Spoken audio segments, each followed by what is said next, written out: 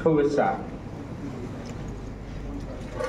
আমার ছেলে শহীদ হয়ে গেল 16ই জুলাই। দেখতে দেখতে 1 বছর ঘুরিয়ে এলো পড়ায়।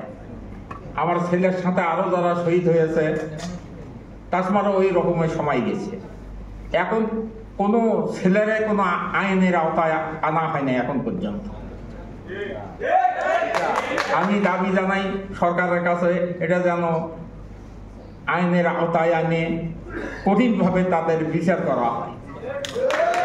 আর আমি সকলের কাছে আর কি বলবো, এই কথাতে আমি শেষ করছি। সবাই সুস্থ থাকো, ভালো থাকো।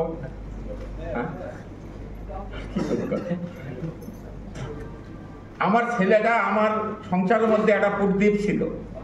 আমার বাড়ি ঘর যারা দেখছে তারা কবিতে এই কৃষকের ছেলে ভার্সিটিতে যাইতে পারে, কিন্তু ছেলেটা মেধাবী ছিল।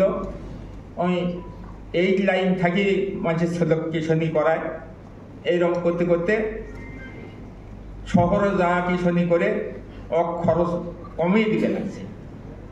ওদের খরচ দিয়ে আমি পড়ছে, পড়ে যে অনার্স পরীক্ষা পাশ করলি, তার নির্বন্ধন পরীক্ষা ঠিক ছিল, পরে লিখিত পরীক্ষা দিয়েও পাশ করছে।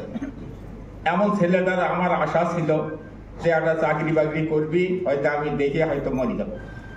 সেই আশাটা আমার আর বুঝলো না। ছেলে দুনিয়ার থেকে বিদায় হয়ে গেল। সকলে দোয়া করবেন ছেলে যেন জান্নাতবাসী হয়। আমার ছেলের সাথে আরো যারা শহীদ হয়েছে তাদের জন্য দোয়া করবেন, সকলেই যেন জান্নাতবাসী হয়। আল্লাহ যেন শান্তি দান করুন। আল্লাহ হাফেজ।